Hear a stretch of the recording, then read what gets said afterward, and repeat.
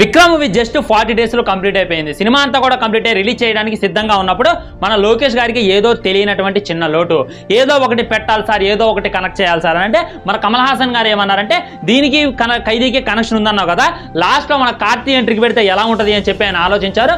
వెళ్ళి కార్తీక్ గారిని అప్రోచ్ అవ్వగా తను ఏమన్నాడంటే నాకు డేట్స్ లో నేను రావడం కుదరదు అని చెప్పి ఆయన చెప్పేశారు. ఆ తర్వాత ఇంకేదో ఒక పవర్ఫుల్ పెట్టాలి అని చెప్పి లాస్ట్ 5 నిమిషాలు ప్లాన్ చేసి అప్పుడు వెళ్ళి సూర్య గారిని అడిగారు అనమాట. సార్ మీకు క్యారెక్టర్ ఉంది ఈ మూవీలో, ఒక్క 5 నిమిషాలు ఉంటుంది అంటే సూర్య గారు ఆశ్చర్యపోయారంట. ఏంటి ఆ క్యారెక్టర్ అంటే మీరు విలన్ గా చేయబోతున్నారంటే ఫస్ట్ సూర్య గారు వెనకడిగేశారు, నేను విలన్ గా చేయడం ఏంటి అని చెప్పి వెనకడిగేశారు. కానీ ఆ తర్వాత మూవీ స్టోరీ విన్నారు, తన యొక్క క్యారెక్టరైజేషన్ విన్నారు అండ్ ఆ తర్వాత ఒప్పుకున్నారు.